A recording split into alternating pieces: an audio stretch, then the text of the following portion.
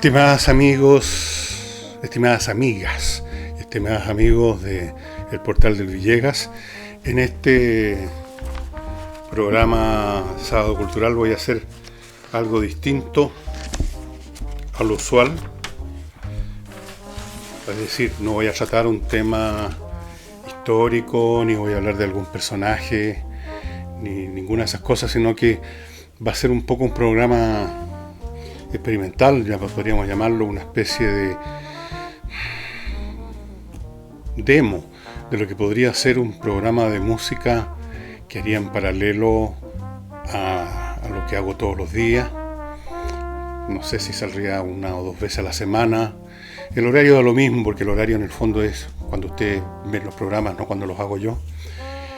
Y que dedicaría a la música, a las artes, a lo que poco que pueda saber de eso. Pero básicamente, principalmente a la música, de la cual tengo un poquito más de conocimiento. Entonces el programa de hoy día, como va a ser experimental, tal vez no salga muy bien. Yo he escogido dos piezas musicales en un momento dado relacionadas con el jazz. Espero que salgan bien. Esperamos ir afinando el programa, haciéndolo mejor. Y bueno, veamos qué pasa. Partamos con contarles un poco cómo yo llegué al jazz, por contarles algo que sé bien. Yo tuve una educación musical muy temprana, no porque me metieran a un conservatorio, estudiar un instrumento, sino porque nuestra madre, mi hermano y yo, nos hizo escuchar, incluso desde que estábamos, según nos contaba, en el vientre, buena música. No, en esa época, estamos hablando de los años finales de los 40, no había esta teoría de que los niños salen mejor si escuchan a Mozart, cosas. No, nada de eso existía, pero mi madre tuvo el instinto de que era bueno, y desde muy niños teníamos una especial cercanía a la música, digámoslo así. Creo que en algún programa he contado que mi primera experiencia fuerte musical ocurrió a una edad que no puedo determinar con claridad. Sé que era menor de 6 años, no sé si tenía 5, 4, por ahí, quizás incluso menos.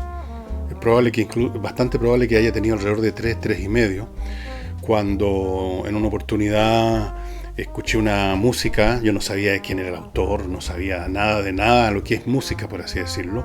Simplemente llegaron a mi cerebro, a mi cabeza, a mis oídos, unos sonidos que me conmovieron tan profundamente que no me olvidé más de eso, de la sensación que me produjo lo que después uno averigua qué es lo que era, no solo la música, sino que qué fue aquello de la música que me impresionó.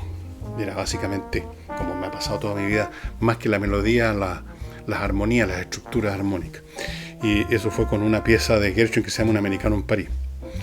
Muchos años después vine a toparme incluso con el disco que esa noche, cuando escuché esa música, se había ocupado. No es tan extraño esto, ni mucho menos. Yo creo que, como lo han dicho distintos filósofos, psicólogos, supongo también, de todas las formas de arte, la música es la más poderosa, la que llega más directamente a la mente y al corazón de los seres humanos. Es como una inyección a la vena, muy poderosa.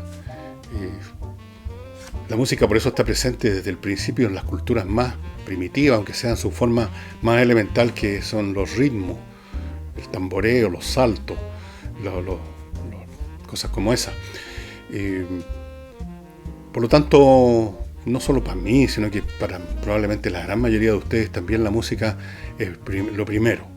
Rara vez, salvo la gente muy aficionada a eso, que tiene una especial sensibilidad para eso, pero normalmente las personas no le damos tanta bola a las artes plásticas, no nos pasamos yendo a los museos a ver pintura, no nos pasamos comprando libros de arte que normalmente se compran y van a dar como una especie de adorno en la mesa de centro en el living, ¿no es cierto?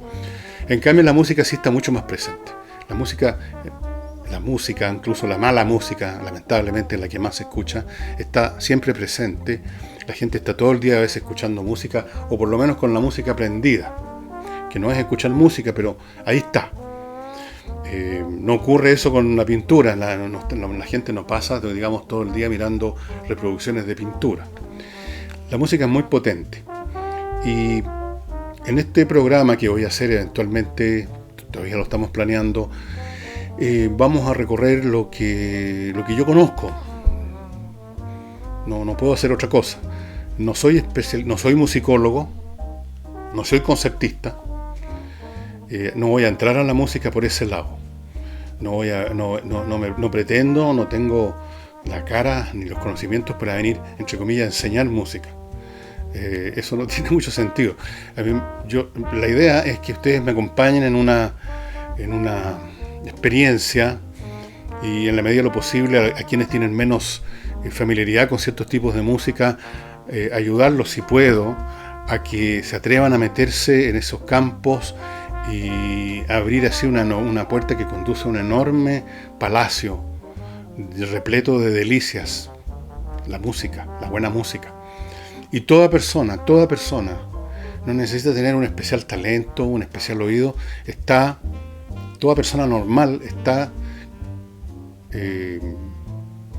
con los suficientes recursos mentales para apreciar la música. No se requiere nada tan específico, un talento. Poner un poco de atención, escuchar, a veces 2, 3, 4 veces hasta que el asunto cobra sentido. Eso es todo. Yo lo sé por experiencia, porque un amigo mío, uno de los 2 amigos que me van quedando, los demás se arrancaron como cucarachas cuando uno prende la luz. Alguna oportunidad, hace muchos años, yo trabajaba en un medio periodístico, y no sé cómo se enteró este amigo que me gustaba la buena música, etcétera, y me dijo si le podía prestar un disco que le ayudara a explorar otros territorios. Él era un hombre que escuchaba rock, básicamente. Y es lo que hice, le presté un disco que me pareció que era súper accesible, y lo era.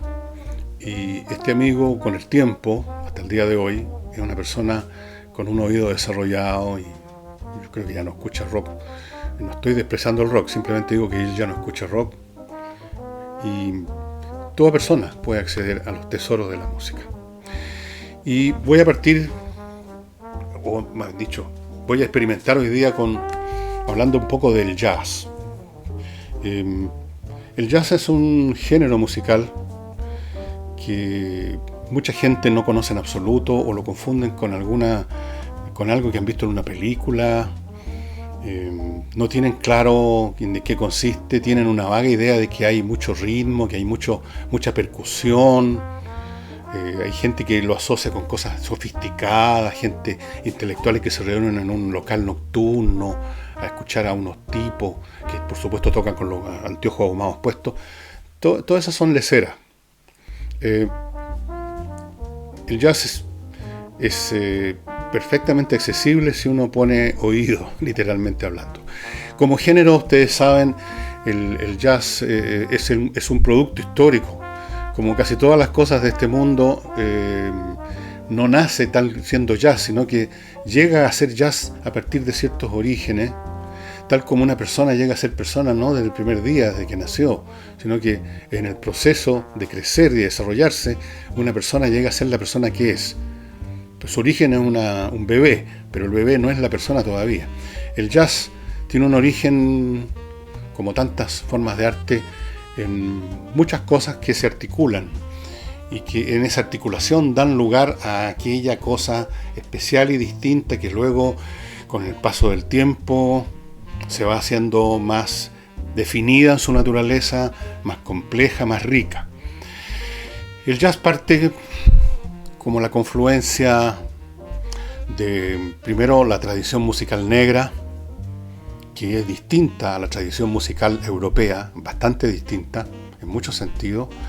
El tipo de música que los negros de las plantaciones norteamericanas se transmitían de generación en generación, los modos de entonar sus canciones, las tonalidades que solían usar, y un montón de cuestiones técnicas que tienen que ver a su vez con la estructura de la música en África, que es muy distinta a la europea, tiene otras peculiaridades tonales, para empezar a hablar.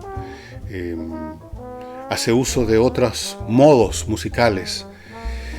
Y por otro lado, esos esclavos de las plantaciones que tenían su tradición estaban en contacto permanente con la música que tocaban sus amos, la música europea, la señorita tocando el piano, las fiestas que ellos a la distancia veían, o a lo mejor a través de los vidrios de los palacios en el sur de Estados Unidos, veían y escuchaban esta música europea. Luego tenemos la influencia de la religiosidad negra. Los negros fueron convertidos al cristianismo y iban a las iglesias propias, iglesias para negros, y ahí entonaban salmos y otras música pues, de origen europeo básicamente, pero transformada por sus maneras de expresarse derivadas de su cultura musical propia. Y luego tenemos accidentes históricos como es que cuando termina la guerra civil en Estados Unidos, 1865, ¿no es cierto? Por ahí, 64, por ahí, el ejército norteamericano se deshace de muchos instrumentos, básicamente cornetas.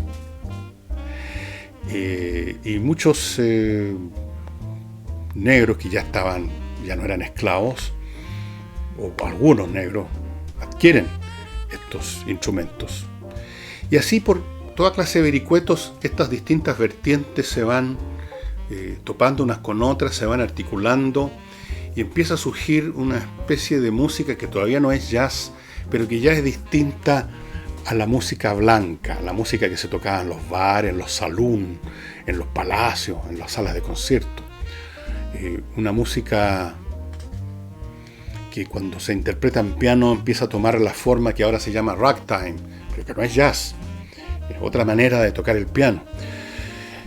El jazz, o estas formas musicales que serían jazz eventualmente, llamémoslo el proto-jazz, empieza a prosperar especialmente en las casas de diversión, por no decir casas de puta, para negros o blancos, especialmente para blancos, donde estos negros con sensibilidad musical, que habían bastantes, estaban alquilados, contratados ahí para tocar el piano.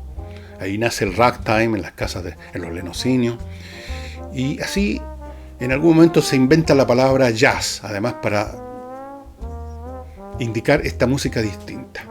¿De dónde viene la palabra jazz? Bueno, hay discusiones etimológicas en cantidades industriales, pero da lo mismo.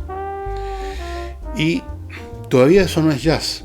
Tiene que pasar un tiempo en que se van estas distintas vertientes articulando, en que van asimilando otras cosas. Cuando en algún momento, difícil de puntuar con el dedo, podríamos decir, hay un género musical distinto llamado jazz.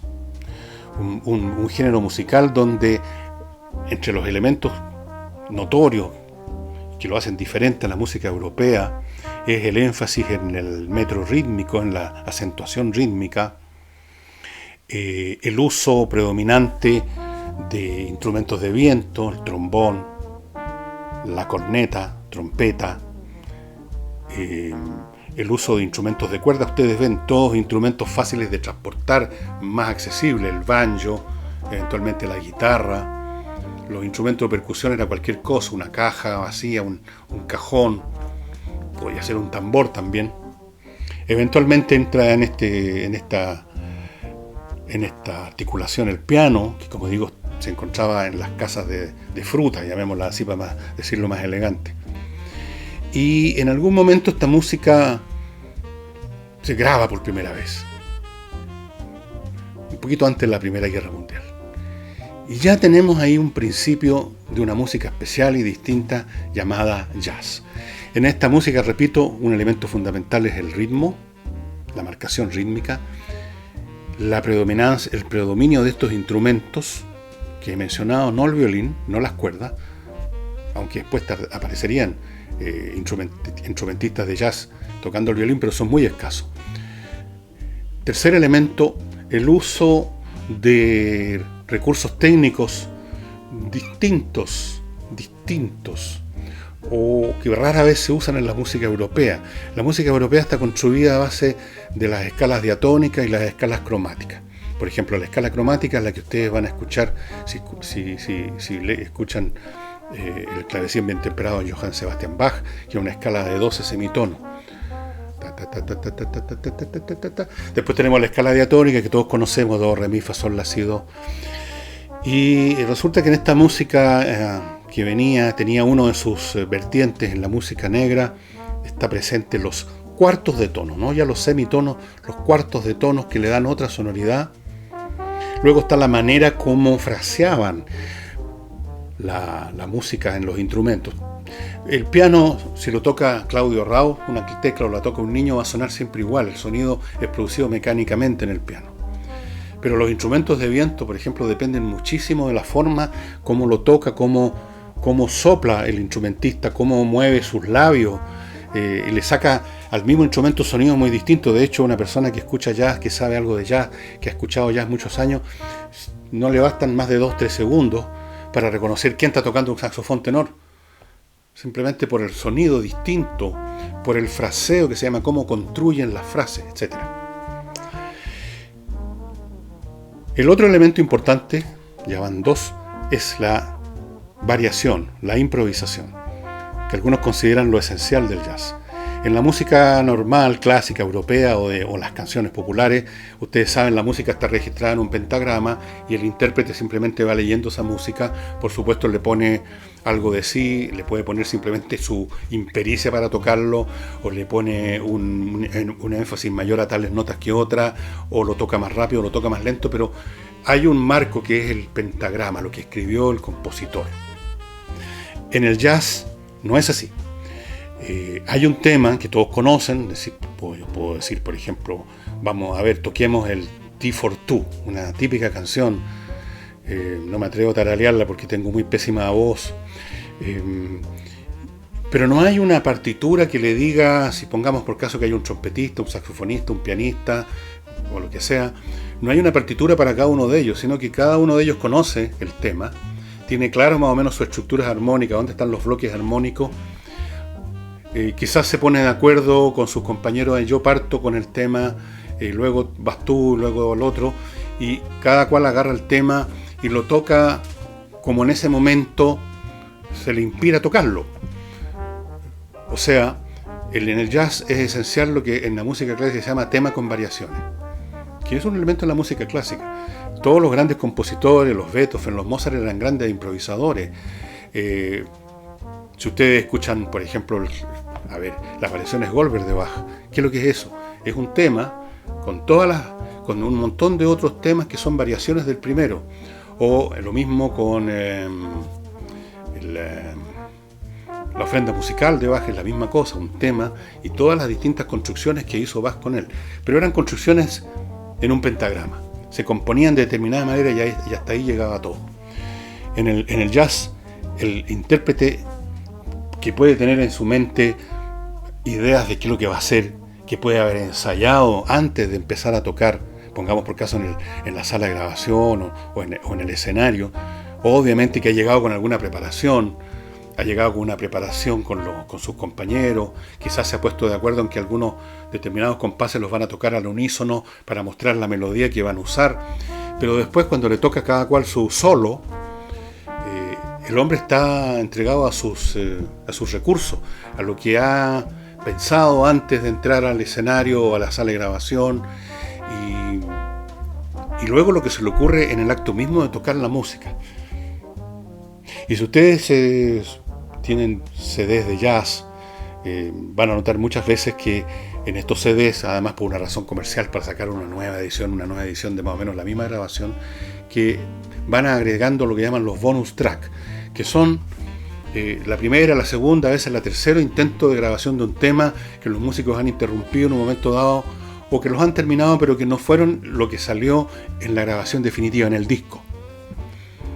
Y uno puede ahí ver cómo los tipos van desarrollando una idea, no en el momento mismo en que graban, sino que a lo largo de una serie de grabaciones, de ensayos. Pero en cualquier forma, la espontaneidad está presente y es fundamental. No quiero seguir sin ponerles alguna cosa de música. Lo que vamos a escuchar es una grabación de 1927 en que un tremendo pianista de jazz, Fats Waller, toca un órgano que tenían en los estudios de grabación del sello que ahora se llama RCA Victor y en esa época se llamaba un poquito distinto. Tenía otro nombre, parecido pero distinto, acompañado de la cantante Alberta Hunter, en esa época muy jovencita, y que siguió cantando hasta cerca de los 90 años, una mujer extraordinaria. Y el tema que ustedes van a escuchar, presentado primero por Fats Waller, es Sugar, un tema muy hermoso en sí mismo. Y yo les sugiero, si nunca, no tienen ustedes experiencia con el jazz, que en el video que ustedes van a ver con este tema, escuchen 2 o 3 veces en el primer minuto el tema, que es muy sencillo, y luego vean cómo en el órgano, un instrumento que parece muy pesado para el jazz, pero Fats Waller le puso alas, improvisa, y cómo lo trata esta cantante Alberta Hunter. Esta grabación es de 1927, los invito a escucharla.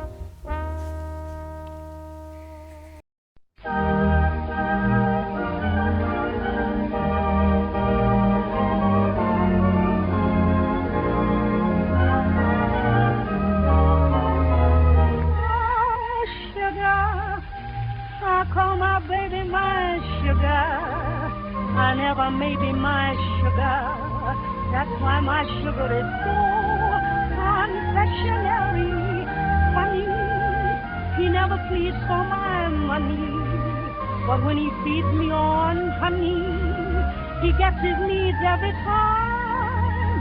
I'd make a million trips to his sweet lips if I were to be. 'Cause he's sweeter than any candy to me. Oh, sugar, I never cheat on my sugar, 'cause I'm too sweet on my sugar. That sugar baby of mine.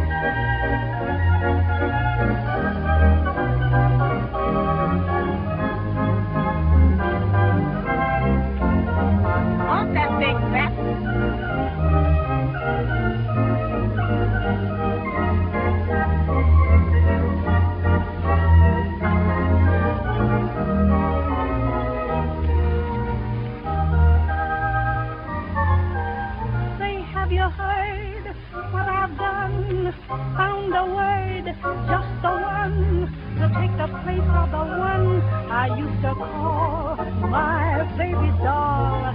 It ain't new and it ain't old, but if you do what you're told, you'll find the answer when you take a look in Mr. Webster's dictionary book. That little word is sugar. I'll call my baby my sugar. I never maybe my sugar. That's why my sugar is such a little lollipop. Funny, he never pleads for my money, but when he feeds me on honey, he gets his needs every time.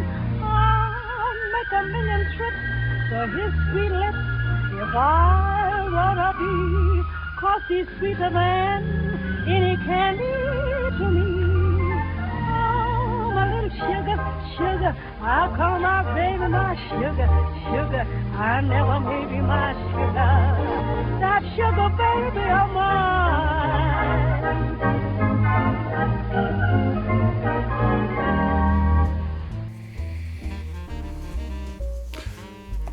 Y de vuelta al programa, permítanme hablarle de mis sponsors que hacen posible no solo este programa los sábados, sino que toda la semana.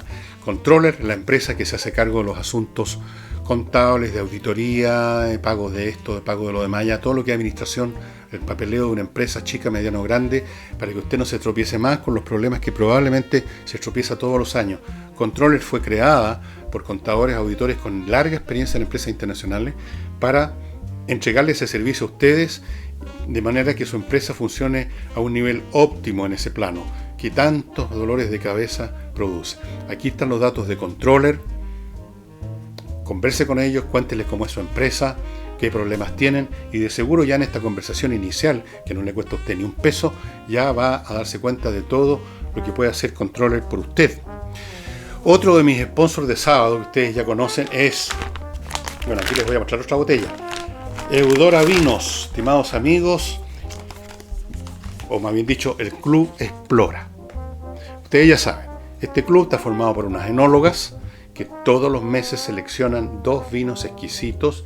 De entre la multitud de viñas que hay en Chile, escogen 2 especiales y los hacen llegar a los miembros del club. 2 botellas. 2 distintas entre sí. En este caso, como ustedes ven, no sé si lo ven, es un vino blanco. Aquí lo pueden ver de cerca. ¿Y qué se necesita para ser socio de este club y recibir todos los meses 2 botellas de vinos distintos entre sí, y distintos los del mes anterior y distintos los del próximo mes, todo lo cual le permite a usted experimentar con vinos nuevos, cosa que a todos los que nos gusta el vino nos encanta hacer? Todo lo que tienen que hacer es pagar una OF mensual y Liz Taylor le va a llegar a su casa, como me llegan a mí, las bolsitas con estos vinos exquisitos. Nada más rico, estimado amigo, que probar un vino nuevo y a sabiendas que es un excelente vino. Continúo con el tema del jazz. El jazz, como toda expresión artística, está pasando por distintas fases. Las primeras expresiones de jazz, como la que ustedes escucharon ahora, de los años 20, es un tipo de jazz que algunos llaman hot jazz, jazz caliente. Es un jazz que ustedes pueden notar si escuchan otras piezas. Ustedes en YouTube pueden encontrar todo lo que quieran, por una serie de características muy especiales. Por ejemplo, hay muchos pasajes en los temas que tocan los músicos de hot jazz en que se produce un efecto polifónico, o sea, todos los solistas están improvisando al mismo tiempo, entonces uno escucha 3 o 4 líneas melódicas al mismo tiempo, interactuando además entre sí. Es bien complejo y muy hermoso. Los solos son breves, entre otras cosas porque era poco el tiempo de grabación. Piensen ustedes que la música que tenemos de ese periodo es la música que se grabó. Y en los años 20 se grababa en discos 78, discos que no daban más de 3-4 minutos de duración. Entonces en 3-4 minutos había que meterlo todo, así, de manera tal que los solos eran breves y tendía a predominar la polifonía. Es un efecto muy especial y muy distintivo del hot jazz. Pero hubo muchas evoluciones, hubo ramas laterales, por ejemplo lo que llaman hasta el día de hoy Dixieland, el tipo de música que ustedes escuchan de jazz si van a New Orleans, que es una variante, podríamos decir, un poco comercial del hot jazz. Es un tipo de música que se ha amoldado dentro de ciertos rituales musicales, dentro de ciertas convenciones musicales, para facilitar el acceso de un público casual que no necesariamente es amante del jazz, el turista que va pasando. Es el tipo de música que cuando se graba se usaba, por lo menos en mi época, de cabro chico todavía, de vez en cuando se ponía un disco de lo que llamaban ponte un Dixieland, que era ese tipo de jazz comercializado, paqueteado. No necesariamente malo, ni mucho menos, pero que tenía ciertas estructuras donde el elemento cálculo comercial, qué es lo que suena mejor, qué es lo que le puede gustar al público medio que no tiene mucho oído o que no está muy interesado tampoco en escuchar, ese es el Dixieland. También algunas de esas variantes llaman New Orleans, el estilo New Orleans, que es un poco menos orquestal, no hay grandes orquestas, sino que son grupos pequeños. Esos son los que usted encuentra en los locales en New Orleans. Son unos viejitos, están tocando 100 millones de veces más o menos los mismos temas y se lo saben absolutamente de memoria, los tocan sin pensar ya a esta altura. También hay ahí un elemento artificioso, como ocurre con todo estilo artístico, que se queda pegado en una manera de funcionar porque es atractivo, es comerciable. Es decir, es como los pintores de hoy que se quedaron pegados en el impresionismo y siguen pintando cuadros impresionistas, porque eso es lo que más atrae al público, y yo me incluyo, el arte impresionista. Entonces vale la pena seguir pintando cuadros impresionistas, aunque ya no esté en la vanguardia del arte pictórico, llamémoslo así. Pero el jazz pasó por muchas etapas, digamos su evolución verdadera sin considerar lo comercial. En algún momento emerge otra corriente, allá por finales de los 30, que es el swing. El swing también emerge como un producto donde el elemento artístico empieza a supeditarse al elemento comercial. El swing es una música esencialmente bailable, por su estructura rítmica.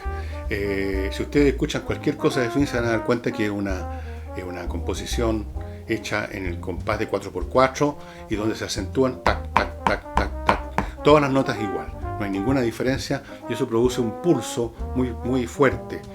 El tipo de música que ustedes pueden haber visto en muchas películas, la gente iba a grandes salones de baile, estoy hablando de salones donde podían haber 1000 parejas bailando y había una gran orquesta tocando temas populares. Ahí está la famosa orquesta de Glenn Miller, la orquesta de Artie Shaw, la orquesta... O sea, habían cientos de orquestas. Y no necesariamente era una mala música, ni mucho menos. Hay temas que Glenn Miller hizo famosos, Chattanooga Choo Choo, Patrulla Americana, temas buenos, o sea, musicalmente interesantes. Esas orquestas tenían buenos músicos. No todo era comercio.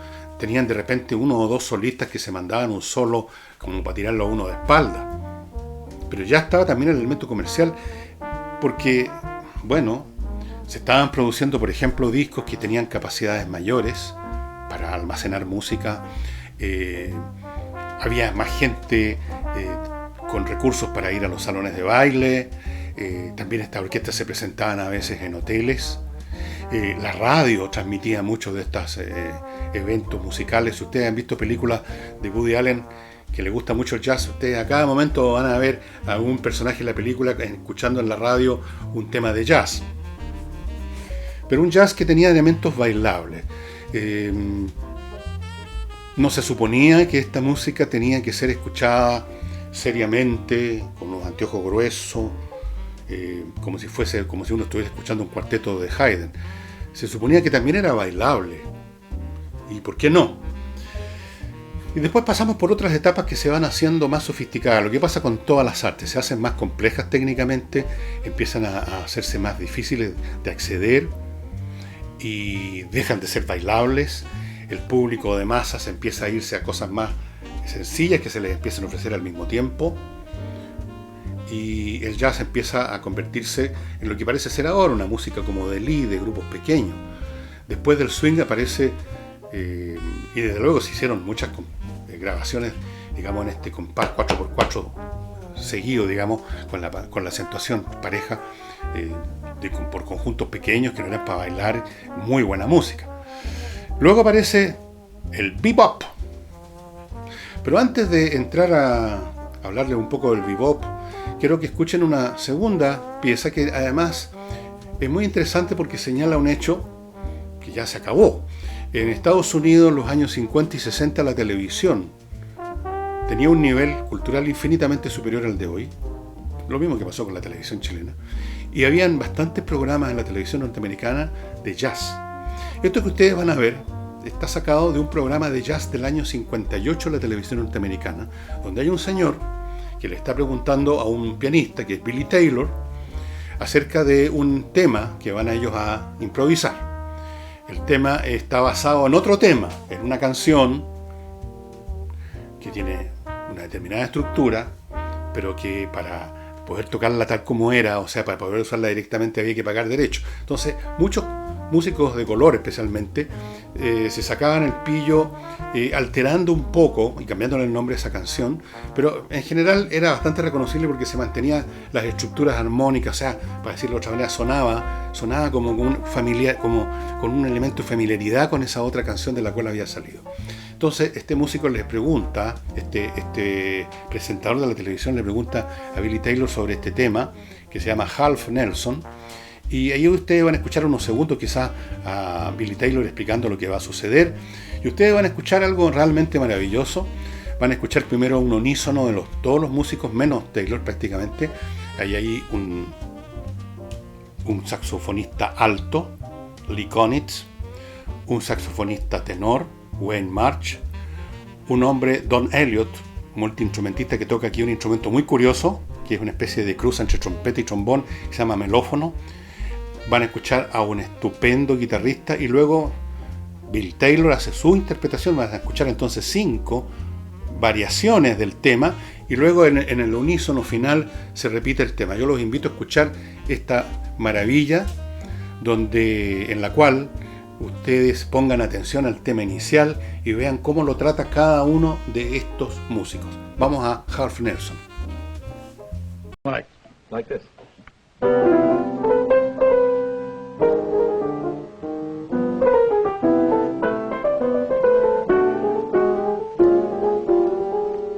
Now, are you going to put this together with the combo? Yes, I'd like to. I'd like to demonstrate all of these things, and you can hear a difference in sonority between what it sounds like on the piano and what happens to it when you give these different parts to individual instruments, like this.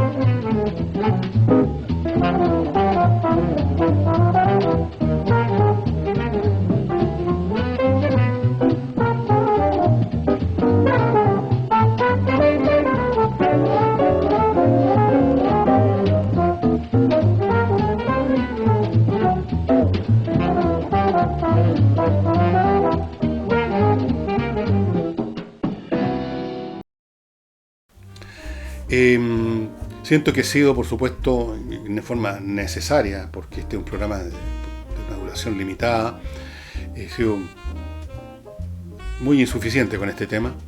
El jazz siguió evolucionando, aparecieron otras corrientes después del bebop, o por ahí más o menos en la misma época aparece una variante que se llama el cool, que es supuestamente más frío.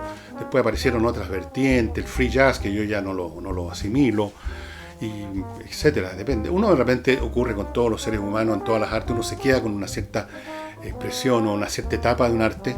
Así como digo, en la pintura muchos de nosotros nos quedamos pegados con los impresionistas, en arquitectura algunos se quedaron pegados, qué sé yo, con lo neoclásico, en música yo me quedé pegado en los años 50, 60, así será. Ya más adelante me empieza a gustar menos, pero está bien. Lo importante, estimados amigos, es que hay muchos aspectos del jazz, hay mucha música, hay muchas grabaciones, es un territorio infinito, y si usted no lo conoce y entra a él, se va a abrir una puerta a placeres intelectuales inconmensurables. La buena música, el buen jazz, como la buena música clásica, como la buena música popular, eleva el alma, purifica el espíritu, lo hace a uno trascender. La mala música, en cambio, como le digo siempre a la gente, a los jóvenes que veo escuchando el tum, tum, tum, los pone más tontos. Es como algo que le estuviera machacando los sesos, revolviéndoselos así con un cucharón.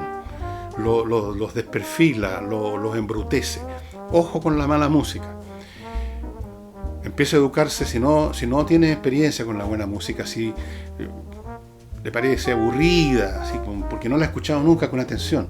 Escuche con atención, si algo no le entra, recuerde, la segunda, tercera, cuarta audición le va a entrar y va a valer la pena el esfuerzo. Va a valer la pena, créanme. Todos hemos pasado por eso, salvo los que tuvimos la suerte de ser educados como me educó a mí y a mi hermano, nuestra madre, desde guaguas, poco menos con la música. Pero a cualquier edad uno puede entrar a este territorio si tiene la llave para abrir la puerta. Y esa llave es simplemente el interés, la atención, poner oído en todos los sentidos de la palabra, no usar la música como un ruido de fondo, sino que cerrar los ojitos y escuchar lo que está sonando. Yo los invito a que escuchen una o dos veces, si no les pareció, no les hizo tilín lo que les hemos mostrado, escúchenlo de nuevo un par de veces y van a ver cómo empiezan a sentir, le empiezan a encontrar el sentido del asunto. Y cuéntenme qué les pareció un programa de este tipo, cómo salió la música, qué onda. Recuerden que en cierto sentido este es un experimento que he estado haciendo este sábado para ver si podría ser factible realmente un programa musical con toda clase de música, no solo jazz. Tengo en mente introducirlo a ustedes a muchas músicas que también desgraciadamente para muchas personas es como distante. ¿Qué es eso de Bach, Mozart, Haydn, Beethoven? ¿Qué lata? No, si no hay ni una lata. La lata está en la música mala, créanme. Cuando uno empieza a escuchar la buena música, es la otra en la que ya uno la empieza a considerar como lata. Esto es como comer. Una vez que usted empieza a deleitarse con cosas ricas, finas, usted ya no está en condiciones de realmente deleitarse con unas papas fritas. Y eso sería todo por hoy. Muchas gracias, espero que la cosa haya resultado bien. Y si no, me tiraré por la ventana. Hasta el lunes.